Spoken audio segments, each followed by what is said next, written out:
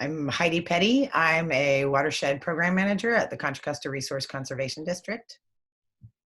Dean, you're muted.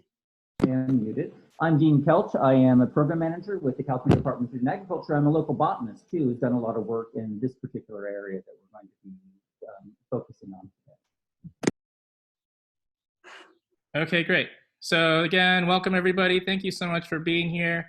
And we're going to start off with a video.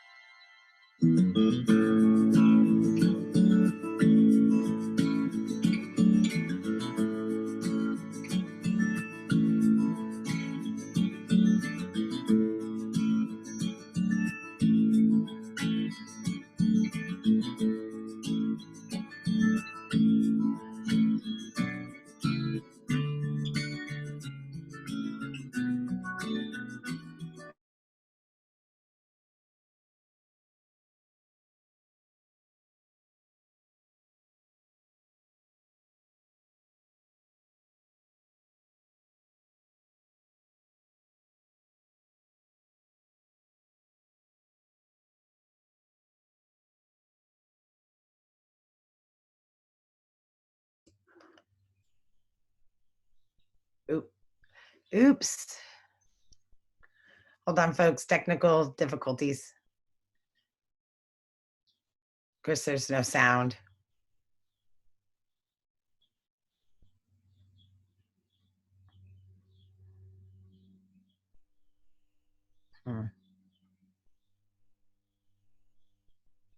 Where'd our sound go? Maybe pause while it gets to Facebook Live.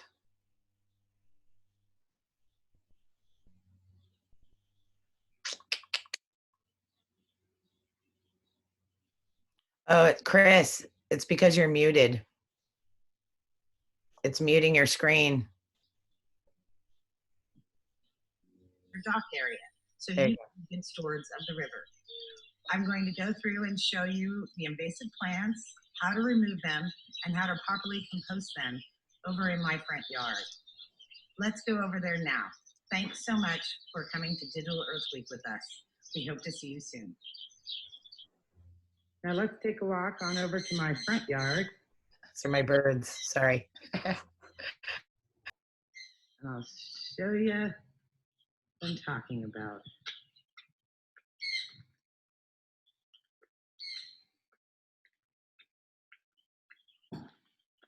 At least the ice plant looks pretty when it's in bloom.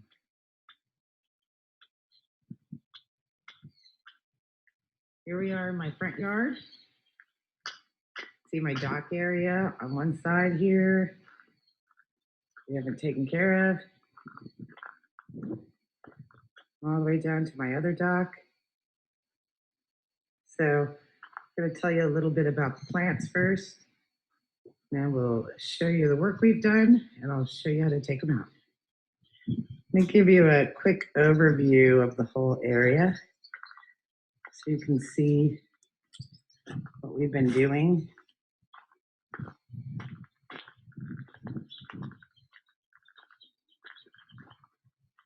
So you can get in to see the difference between the two docks and how much work has been done.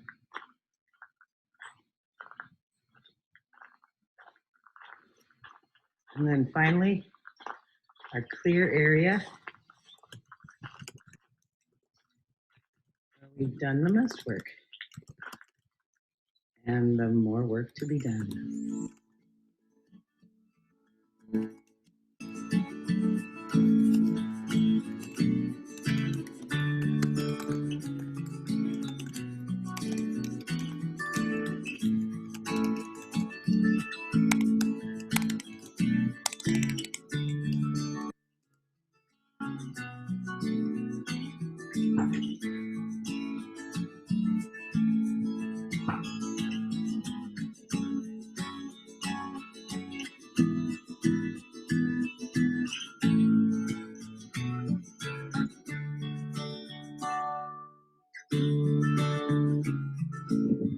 this is other dock that we haven't worked on yet.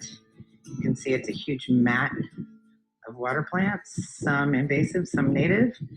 We have our pennywort, we have our primrose, we have some water hyacinth here coming back from last year.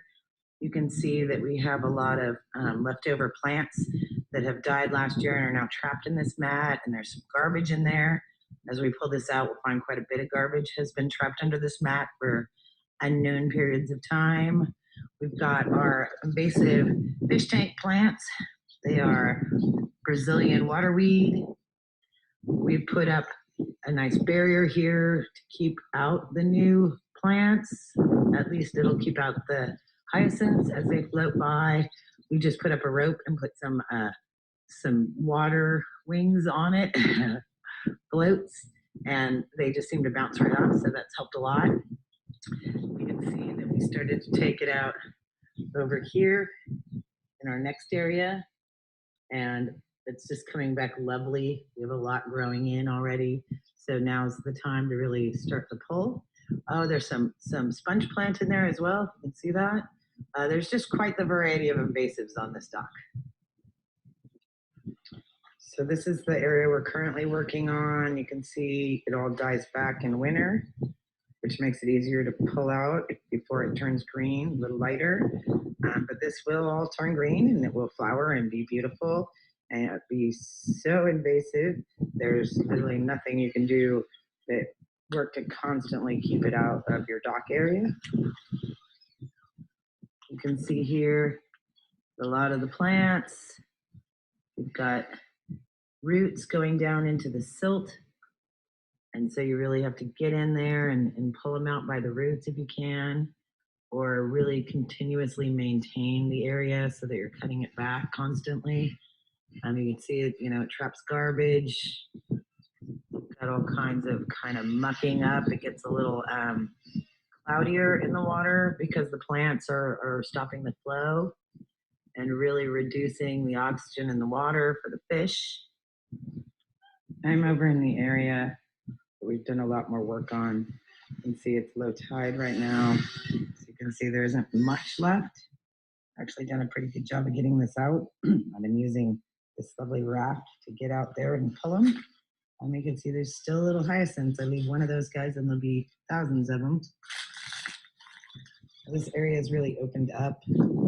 As we take these out, and we're hoping that natives will come repopulate again, we're anticipating having all the reeds that should be here popping up pretty soon here. You can see we are putting logs out. We have some turtles out here. Very frequently have turtles, and they actually stand on all the invasive plants. So we're gonna leave a little bit for them over here. Those are other tasks we have to do. And leave a little bit for them out here. Oh, there's a snail.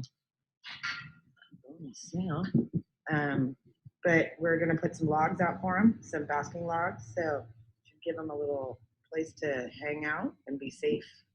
But overall, we've done a lot in here. I'm gonna take you over and I'll show you our giant compost pile that was created from just these two small areas. Anything else? I think this is really kind of a good example of timing, doing it at low tide, being able to really get in there and pull it out, not sending it out to your neighbors who don't want these weeds down on their end of the block either, being a responsible citizen. So this is my friend Jimmy Ray, who's been helping me pull out the weeds in my area. And Jimmy Ray is super good at delta work. So you want to tell us a little bit about it, Jimmy Ray? Yeah, I found that there's a problem with it being strong and the roots sticking in. So I use its strength to my advantage. So it'll all hold together, try and bind it together, pull it out in one piece. So its strength is its weakness, So kind of come like this, and you don't want to bend it to the side. You want to pull straight and kind of gently get as much of it together as you can. And you pull.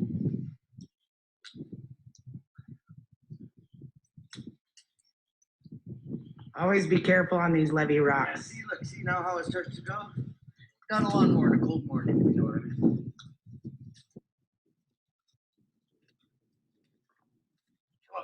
section. See how strength becomes weakness and it kind of uses to your advantage. You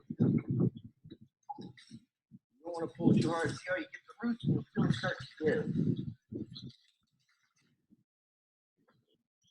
So now we're going to show you the difference with the hyacinth that just floats on top and does not root on the ground. You don't want to pull too hard because once again you want to try to keep it all together. Keep it upside down, it'll stay where it's at. Kind of pull them towards you as you go, and then you should pull kind of the whole mass. You don't want to overextend, so you only reach to what is comfortable, then you move. And then you can just gently do it all day and do it in a natural fashion as possible with your hands. Try and grab it in the center, pull them closer, like that. Use its cohesive nature again.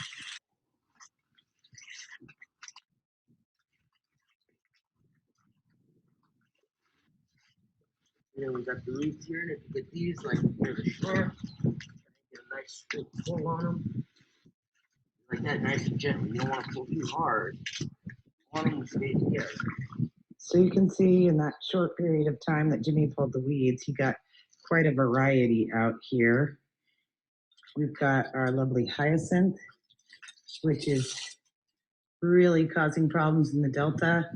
You can see it's got these root systems that they just float. They don't need to anchor, so you see them moving in and out with the tide. They really get caught in your props on boats. Boating and waterways has spent millions of dollars per year to remove them, but they're fairly easy to remove if you do it yourself. You know, if each person took their dock and took care of it, we would combat this problem. So then you've got, let's see, got some pennywort, which is actually a native. So I just like to keep that maintained and trimmed back because it will take over as well. You can see it there in the water. What else do we have? Yeah, I'm sure we have some. Here we go. There's some Brazilian weed here. This is the fish tank plant that has now taken over the Delta. You know, just a little variety of everything comes out with each pull. It's quite an effective way to get rid of it. You can see we still have a good deal of the fish tank plants down there, and there's our barrier keeping out the new plants floating in.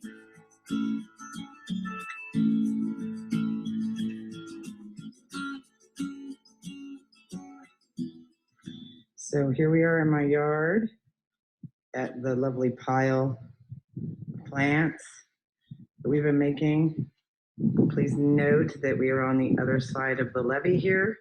So as these plants break down and send out seeds, we should be okay here. You know, wind generally blows the other direction, and we're over about 100 feet probably. So I feel like that should be a safe place for it. Less wind over here. You can see it's backed up against the also invasive ice plant here, which actually they use to stabilize levees, which I thought was an interesting choice on their part, since now they are having to remove those same plants.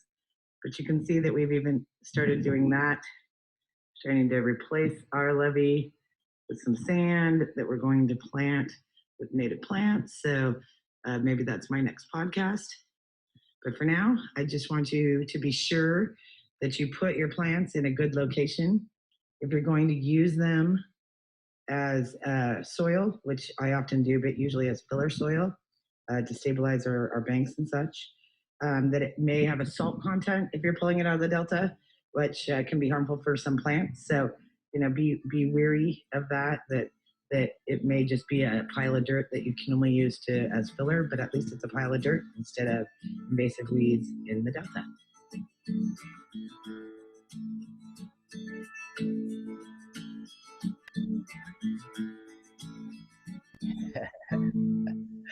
I like that. Okay. So now I'm going to share my screen and we're going to go through the plants that we talked about, and you can ask questions to Dean. All right. Let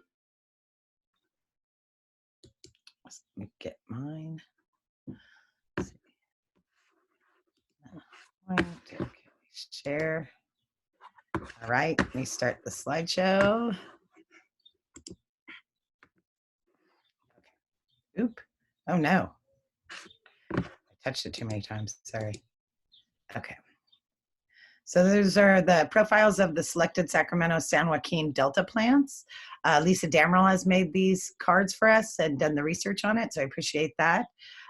She got them from Cal IPCA, and sorry, I can't read the other one. Oh, Cal Flora, I believe. So these photos are from Cal Flora, and we'll see that each one kind of has who actually submitted the photo in the corner, so I wanted to give people props for their beautiful photos. So we'll start with the first one, which is the Water Hyacinth. And I don't know, Dean, would you like to say a little bit about the Water Hyacinth? I know this is a large issue in the Delta.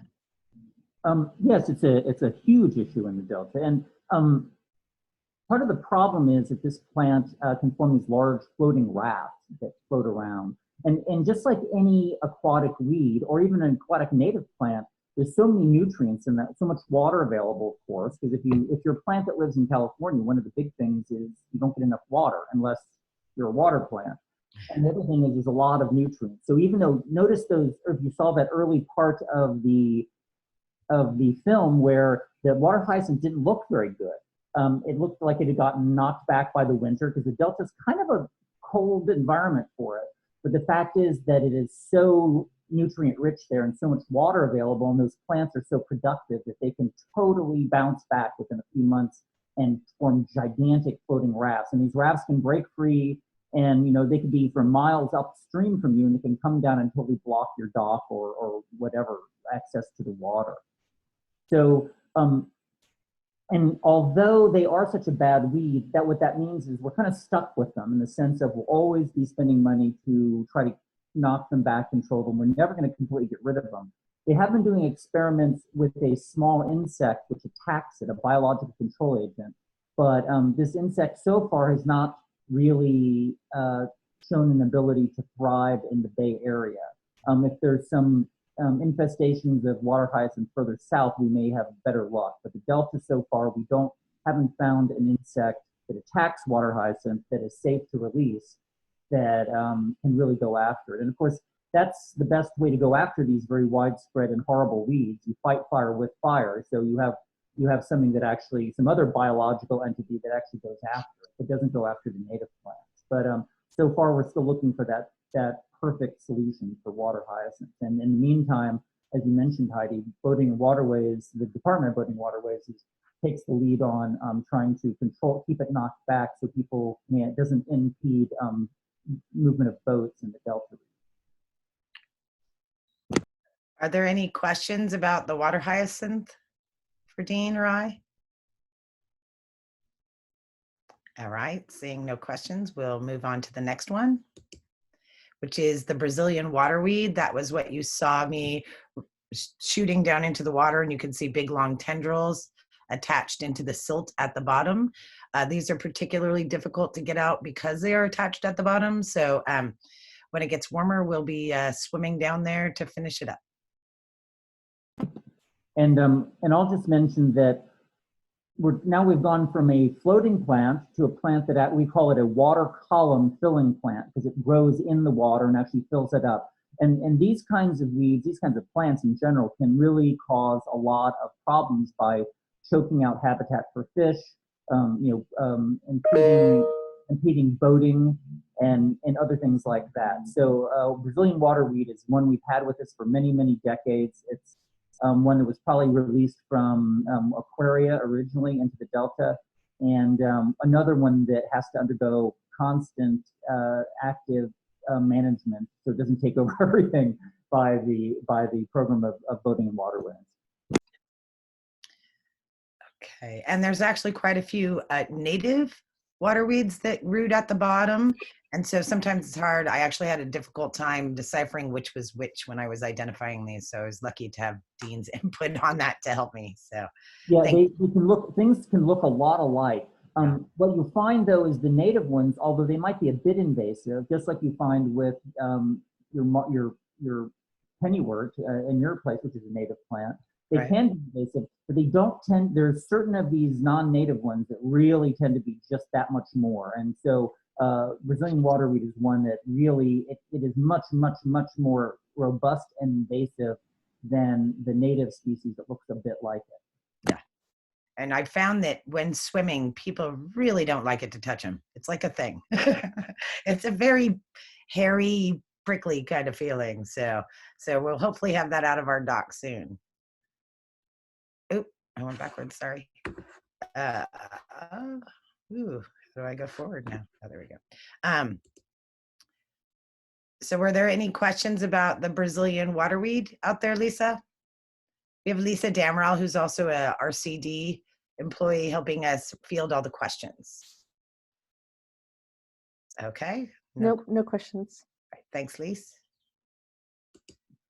Okay, next we have Coon's Tail, which actually is one of the natives that Dean was talking about. And this is the one that I had falsely identified as something else. So he's helped me properly identify this. And I thought it was interesting that it was a native. So I don't know if you want to speak at something on this, Dean? It's another water column filling plant. This plant is actually a very, very early branch in flowering plants. It's very ancient. It goes back to dinosaur days, probably. But it's very, very different from the other, what we think of as a primitive flowering plant. It obviously went into the water very early and evolved this extremely specialized form. So it's probably been proving to be a very successful water filling plant for millions and millions of years, and it continues to do so. Now, is this really badly outcompeted by things like the Brazilian waterweed? Does it have a chance against it at all? It seems to do all right. The Brazilian waterweed is more aggressive, but the coontail is, it holds its own in certain places.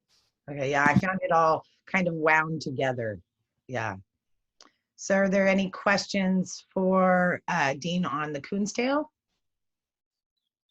Igor has a great question, but I'm thinking, do we want to save general questions for later? Yeah, why don't we? There's just a few more plants, so Cool. We'll save those to the end. Great.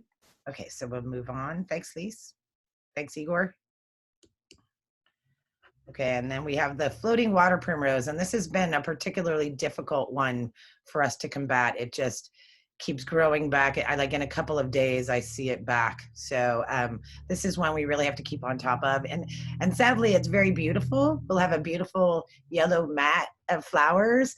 But we're trying to make all the natives regrow in our area. When we first got here, this is what we inherited. So we started with fixing docks, and now we're starting fixing plants. So this is my arch enemy, really, to tell you the truth.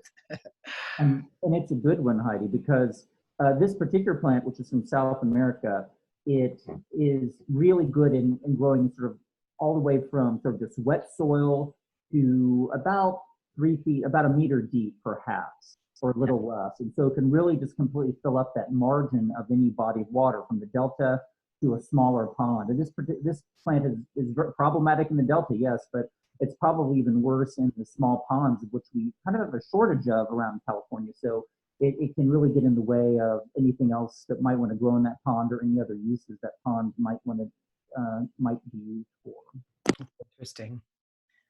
And the RCD actually restores livestock ponds, so it's good for us to know that as well. Take care of things throughout the county. That's our goal. So in any waterways.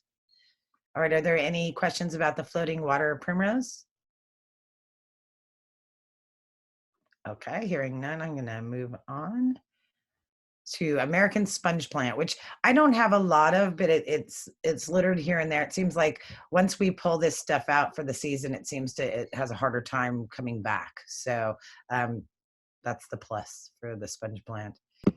The thing about this is it's another floating plant. It's smaller than the water hyacinth. It does not have pretty flowers, but it does, unlike the water hyacinth, it does produce seed more readily. I mean, the water hyacinth will produce seed under certain conditions, but in California, it doesn't do it much.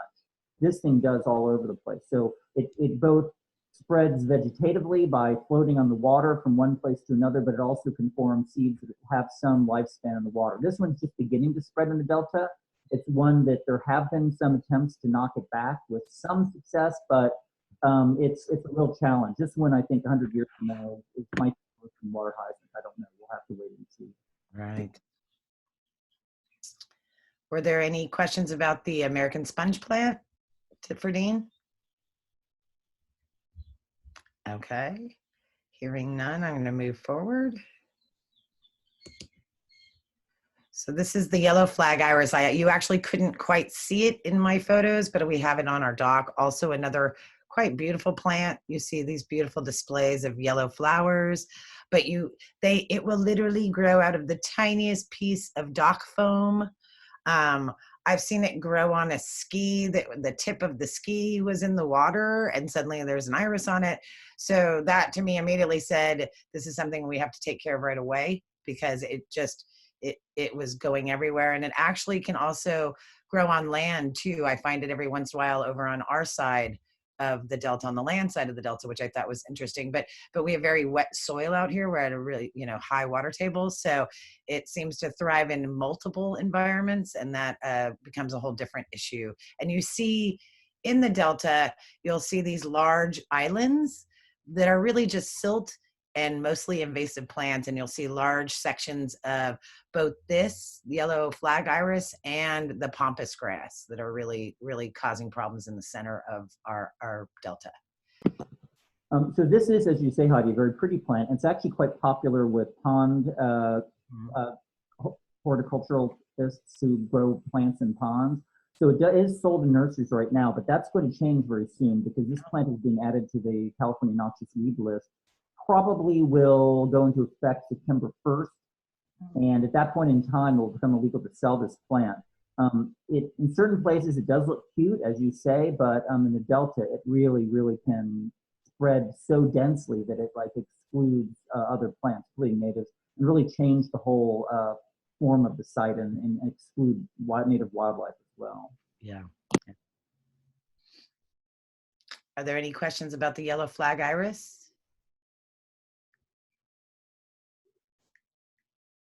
All right, let's move to the next, which is our white pampas grass. And I see this in huge clumps out in the delta. As you're driving, you'll see them. And the funny thing is, if you see one this year, in a few years, you'll see like 40 more along that same stretch where all these beautiful seeds have blown. It's very hard to combat, actually. I had issues in Rodeo Creek Watershed with this on the creek, and it cost us about $500 to really remove one big section of this, just because it kept coming back so strongly. So when I see this, if you don't have the time to really pull it out and get rid of it, just as soon as you see these plumes, cut them off, put them in a bag, put them in your garbage, get rid of them. That's probably the easiest way to combat it if you see them. So that's my humble advice. Dean's real advice now. Well, no, that's great advice. I will say that, just to go into the weeds a little bit, that there are two species. One is actually Cuban Grass, Cortadera jubata, and one is this one, which you show in your photo, Cortadera celoana, Pampas grass. Pampas grass is still sold in nurseries. The other one is on the noxious weed list and isn't. 90% of what you see, and almost all of what you see on the coast, is jubata grass. In the Delta, you find areas with both. You have both Pampas grass and jubata grass getting loose. And Pampas, like I said, usually 90% though, or 80–90% is the other one. But this does get loose. It is weedy. Grasses, one of the things you want to keep in mind when you're controlling grasses is it's a very large family, but most grasses have very short-lived seed. They do not have a long seed bag life. So if you can get rid of the adults, or as you say, Heidi, keep removing the flower spikes as you attack the adult plants, you can get rid of these things. So if you can take these plants out either manually or using herbicide, and then you have to come back in 2 or 3 more years to pick up seedlings, but after that, you've gotten rid of it. The same is true of giant reed, which is another really bad grass, but it's even bigger than this, that grows in the Delta all over the place. If you can get rid of the adult plants, you pretty much have gotten rid of it at that point in time, with a little bit of mopping up. Great. And actually, Lisa Damrell, who's the one that's fielding our questions, is doing the eradication of arundo in Contra Costa County. It's the arundo, and I always mess this up. Lisa, would you want to talk about your arundo removal a little bit? The Arundo Removal and Replacement Team. That's it. Part of the replacement team. Walnut Creek Watershed Council. And you can check us out online. And we are basically trying to eradicate arundo from the Walnut Creek Watershed, which is our largest watershed in Contra Costa. I could go on, but basically it's a terribly invasive weed that most of you have probably seen, and it looks kind of like bamboo. Yeah. And basically it takes many years to get rid of even one patch of the plant. So it requires some serious strategizing in terms of how to get rid of it. Which is why we have a team. So if you'd like to see more about the arundo removal and replacement team, you can go on our website and see what they've been doing. And it's quite a big project. There's a neat mapping going on with it. So please check that out if you're interested. Thanks, Lisa. Sure thing. Do we have any questions about the Pampas grass or even arundo? Not specifically. Okay. I'm going to move on then to our next. Oh, was that the last one? Maybe it is. Let's see. Sorry. Yep, that is our last one. So those are the basic plants that I see around my area. There's a lot more plants, and maybe Dean, I don't know if you want to just mention a few other names for people to pay attention to out there. But you're more than welcome also to email me, or I can forward emails to Dean if you have specific questions later on.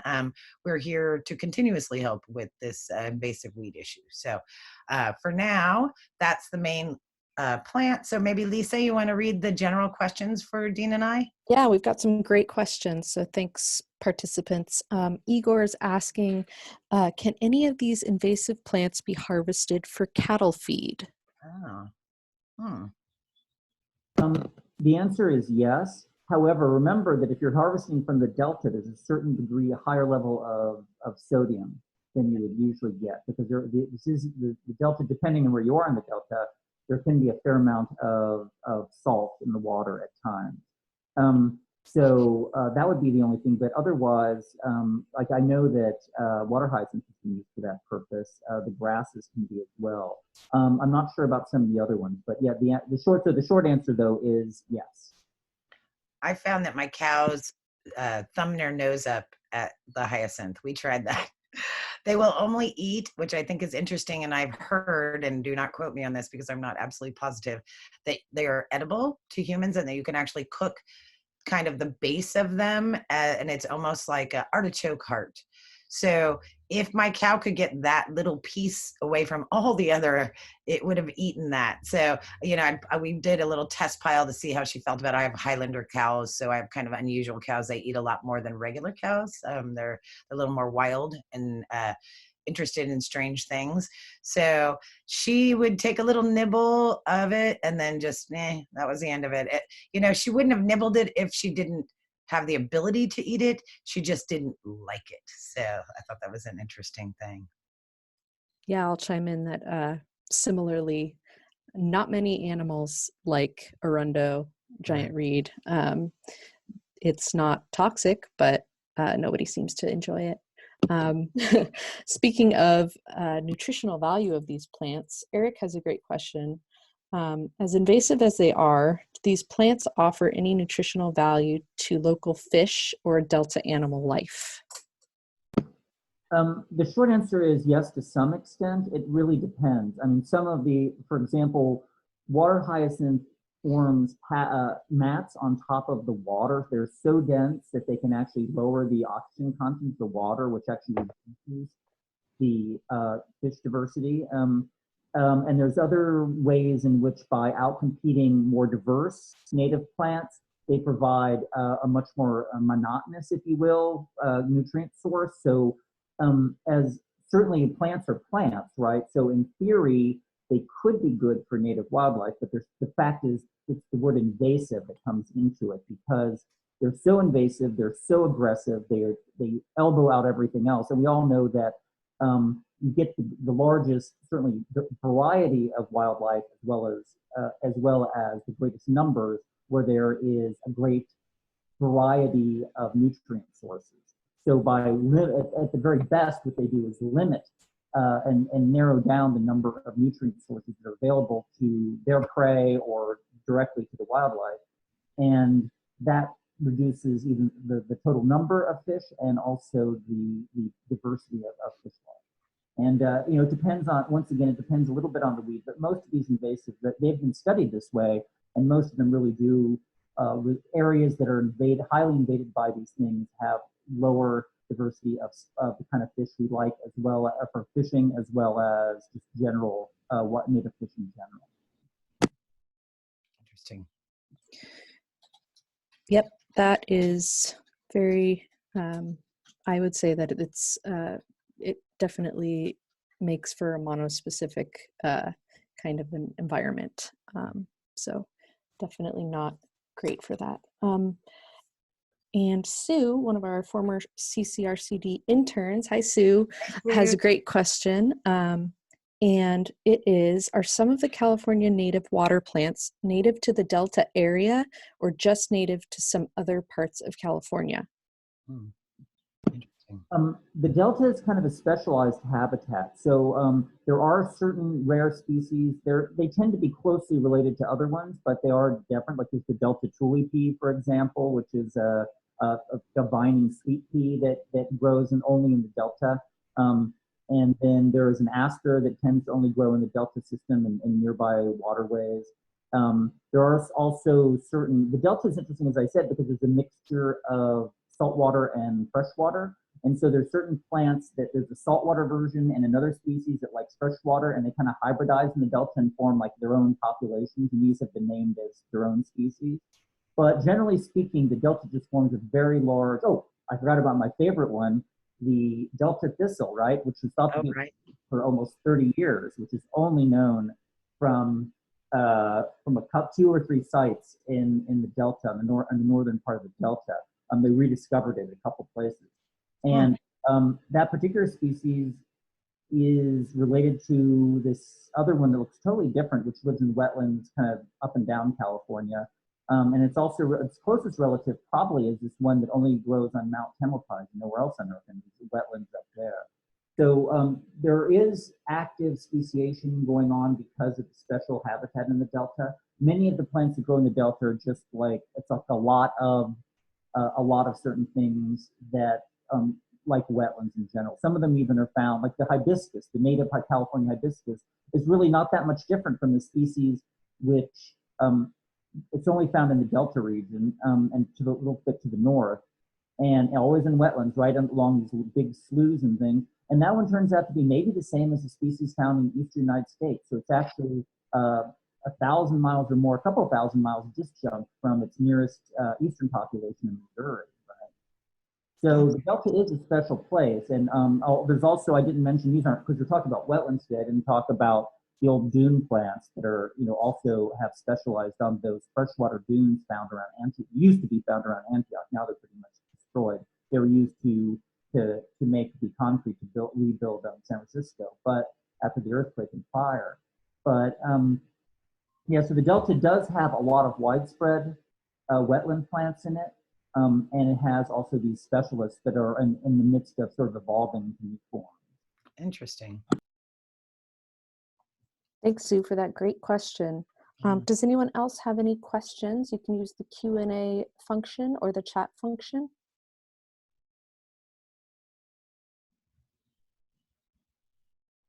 Those are great questions. Thank you all for asking such great questions. It's nice to hear Dean's interest in the plants and knowledge of the area at the same time. All right. Hey, Dean, I have a question. Sure. This is Lisa. Can you tell us about any resources or books that we might want to look at in terms of these kinds of aquatic plants and invasives in the Delta? Well, yes, the classic was written by Mason in the 1960s. So it's a little bit the name's a little bit out of date, but actually the planting has nice line drawings called the Floor of the Marshes of California. Um, uh, that's a good resource, although it is pretty technical and botanical. I don't know of any wildflower guides to the Delta per se, but you might try going on to sites that have for wetland plants in California and things like that. There are some like that. Try Googling it. But yeah, I would say the Flora of the Marshes of California is the classic book on all the plants that grow in, particularly in the Delta. And but because certainly like California, as I said, as we all know, is a dearth of water, and these areas that like the Delta is the most special region, perhaps, that is a very large, varied wetland and habitat, and it has a lot of interesting animals and plants. Nice. Great, thank you.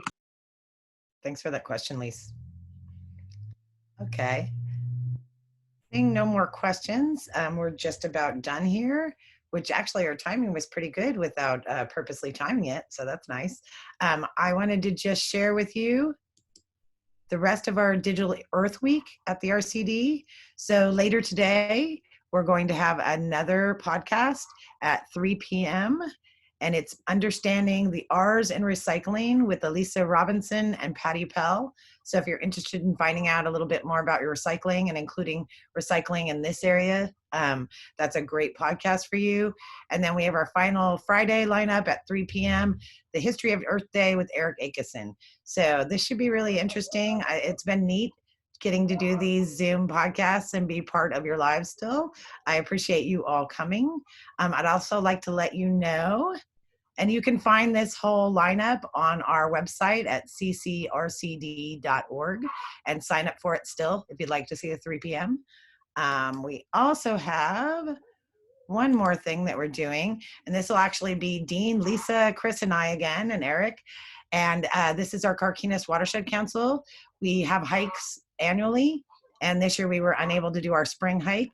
So Dean has been nice enough to go out on his own, videotape the hike. Chris has done some drone videos for it. And then we have Lisa doing some plant cards in the same way that we did this. So we're still going to continue to have our hike, but we're going to have it virtually. You can also find this on our RCD website under the events. And please register for that because we believe we will actually have the 100 people in the room so we'll have a cutoff on that. So, which is pretty exciting. I'm actually really excited to be able to bring this to people who wouldn't normally be able to go hiking, as well as all of us that are trapped at home and don't get to take the hike with Dean this year. So thanks, Dean, for doing both of these. I appreciate all of your help. And thanks, Lisa, for always being there with good questions. And Chris, thank you for helping host. I appreciate it. I'm glad you all could come. I hope that this gave you a little inkling of how to take care of your docks and a little bit about the invasive plants of the Delta. Thanks so much for coming. Any last words that anybody'd like to say? Keep safe out there. Yeah, be safe out there. Enjoy the weather from your house. Enjoy the virtual hikes. Thank you, Dean. Thanks so much. Thank you, guys. Bye-bye. Bye, all.